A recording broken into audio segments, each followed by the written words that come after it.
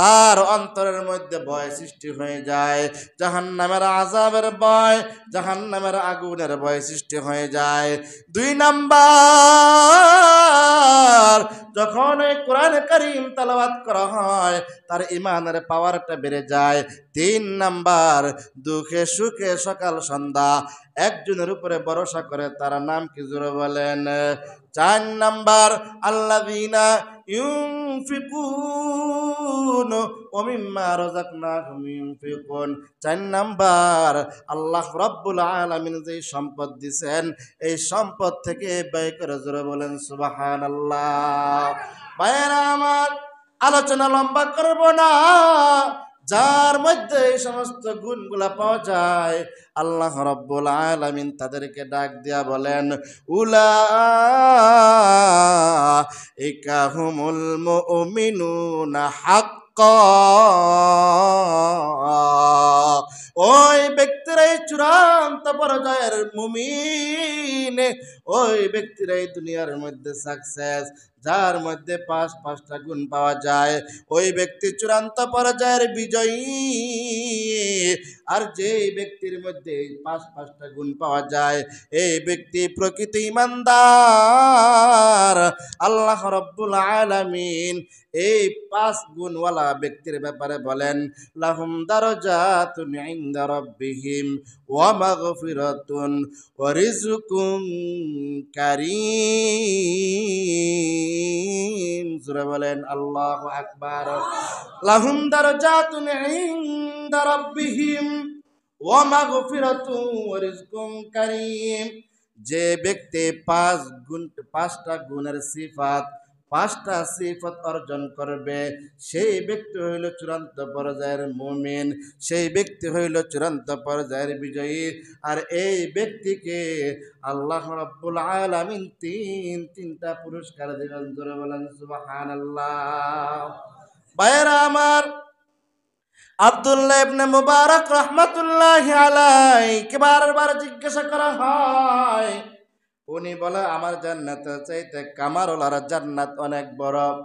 কামারওয়ালা রাত্রেবেলা লোহা পিটাই তার মনে মনে আক্ষেপ করত, আফসোস করত, আয় আল্লাহ যদি আমাকে সময় দিতেন আর কিছু অর্থ দিতেন, খোদার কসম আমি আপনার সেজদার মধ্যে সারা রাত্র কাটাই দিতাম। জোরে বলেন আল্লাহু আকবার।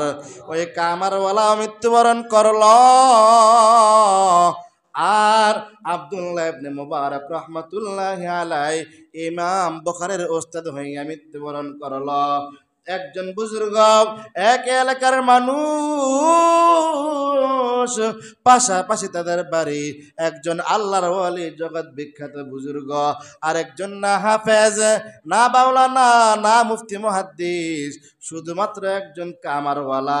কিন্তু জগৎ বিখ্যাত বুজুর্গর চাইতে কামারওয়ালার জান্নাত বিশাল বড় সৌন্দর্য। জোরে বলেন না সুবহানাল্লাহ। ভাইয়েরা আমার, কিতাবের মধ্যে পাওয়া যায় ওই কামারওয়ালার বিবি সাহেবকে গিয়ে জিজ্ঞাসা করা হলো, ওগো আম্মা জান আপনার স্বামী কি অমুক? বলে হ্যাঁ হ্যাঁ আমার স্বামী অমুক। বলে আম্মা জান আপনার স্বামী তো আব্দুল্লাহ ইবনে মুবারক রাহমাতুল্লাহি আলাইহির জান্নাতের চাইতে বড় জান্নাত পাইছে। বলে কি ব্যাপার? বলে হ্যাঁ হ্যাঁ স্বপ্ন যোগে আমার সাথে সাক্ষাৎ হয়েছে। আব্দুল্লাহ ইবনে মুবারক রাহমাতুল্লাহি আলাইহি বলে আপনার স্বামী নাকি আব্দুল্লাহ ইবনে মুবারক রাহমাতুল্লাহি আলাইহির চাইতে বড় জান্নাতের মালিক হয়েছেন। জোরে বলেন সুবহানাল্লাহ। ওগো আম্মা জান আপনার স্বামীর কিছু গুণাগুণকে আমার সামনে একটু তুলে ধরবেন। আব্দুল্লাহ ইবনে মুবারক রাহমাতুল্লাহি আলাইহি এত বড় বুজুর্গ হওয়া সত্ত্বেও ওনার জান্নাতের চাইতে আপনার স্বামীর জান্নাত অনেক বড়, এই জন্য আমার একটু জানতে মনে চায় যেন আপনার স্বামীর গুণগুলো আমাকে একটু বলেন। ওই আম্মাজান ডাক দিয়া বলে আমার স্বামীর তো তেমন গুণ ছিল না, আমার স্বামী তো সারা রাত্রে কাজ করতে হইতো, আমার স্বামী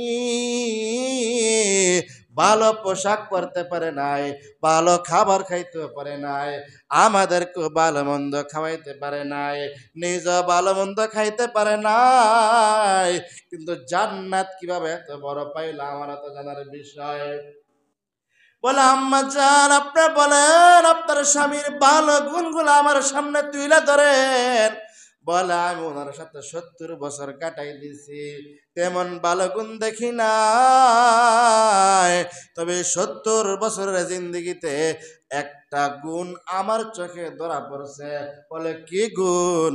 আমার স্বামী সকাল থেকে দুপুর পর্যন্ত লোহা পিটাইতো, দুপুর থেকে আসর পর্যন্ত লোহা পিটাইতো, আসর থেকে মাগরিব পর্যন্ত লোহা পিটাইতো, মাগরিব থেকে এশা পর্যন্ত একটু মাঝে মাঝে রেস্ট নিত, আবার মাঝে মাঝে দিনের বেলা রোজাও রাখত।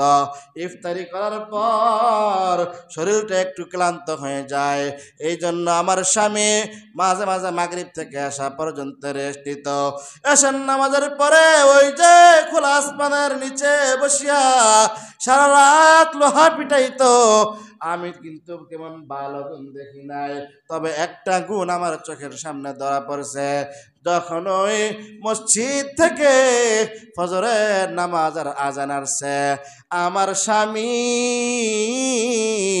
হাতুড়ি দিয়া যখন লোহা বাইরেইতো, হাতুড়িটা যদি পিছন দিকে থাকতো আর মসজিদের মুয়াজ্জিন যদি ডাক দিত আল্লাহু আকবার আল্লাহু আকবার, ওগো আল্লাহর ওলি, আল্লাহু আকবারের আওয়াজ শুনিয়া আমার স্বামী পিছন থেকে হাতুড়িটা সামনের দিকে আনে নাই। জোরে বলেন সুবহানাল্লাহ। ওগো আল্লাহর ওলি,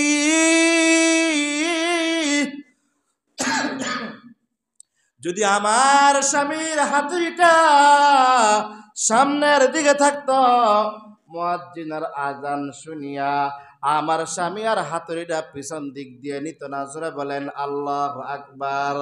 তাহলে দুনিয়ার চাইতে আখিরাতকে বেশি প্রাধান্য দিছে। জোরে বলেন ঠিক কিনা? কিন্তু আমাদের হালত এমন, যখন ওই আজান দেয় তখন কাজের স্পিরিট আরো বাইরে যায়, যখন ওই নামাজের সময় হয় তখন আরো তাড়াহুড়া বাইরে যায়। জোরে বলেন ঠিক কিনা? হ্যাঁ, যখন আজান দিয়ে দেয় তখন আরো কামের কি চাপ বাইরা যায়। মানে আজান দিলে আর গরিব টান কি জোহর আজান দিলে কিছুই করতে মাত্র এই কান নিরাইছি, আয় হায় আজকে তো বেচা কিনি হয় নাই, মাথা দিয়ে নষ্ট আমার।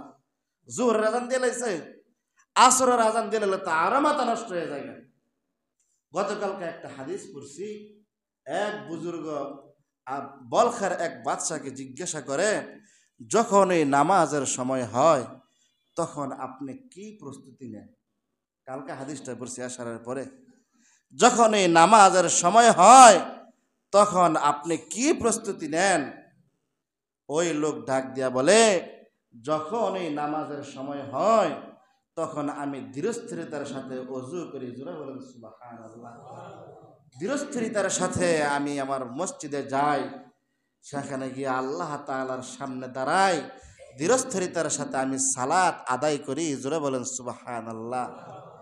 এরপরে আমার সামনে হলো এরকম ভাবে, সামনে হলো আমার আখিরাত, আমার আল্লাহ, ডানে আমার জান্নাত, বামে আমার জাহান্নাম, পিছনে হলো আমার মালাকুল মউত।